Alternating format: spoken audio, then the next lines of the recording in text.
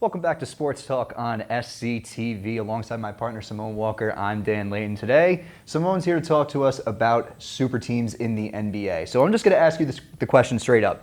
Do super teams work in the NBA? Yes, well, thank you for having me, Dan. Do super teams work, however? No, they do not. I think we've seen countless times failed super teams, a failure of investment, to acquire all these players using all the money that you have to build your team and not putting this money into solid role players. I think that's what these super teams are really lacking here. Well, that was my next question for what super teams lack. But yeah, I noticed that too. Super teams definitely lack a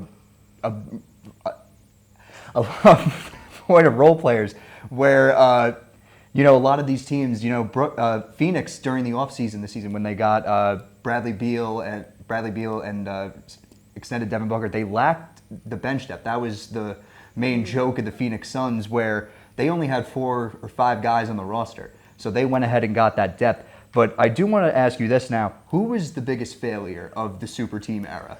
The biggest failure has definitely got to be the Nets. I mean, they had Kevin Durant, they had James Harden, Kyrie Irving. You have these 3 players, 2 of whom have already played together.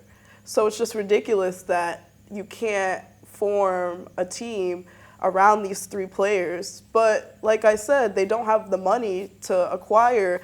They're basically relying on draft picks and low draft picks at that. Yeah. To build a team around these 3 players when they really need veteran role players. Yeah. Plus, I think it's coaching too. The hiring of Steve Nash was not the smartest idea. No coaching experience whatsoever. Plus, he was owning a soccer team over in England, so he was really not really focused on basketball. I feel like he was just there just to be there.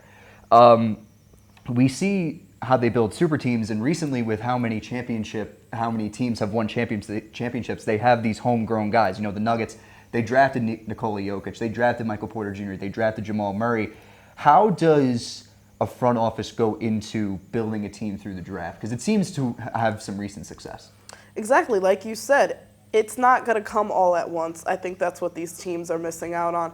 It's not going to come overnight. They have to wait. They have to get those top lottery picks. They have to grow these guys over time, really develop them, get good coaching in order to develop them, in order to create these big teams. It's not going to be the super teams that are going to win the championship. We've seen it the last 5 years. Exactly.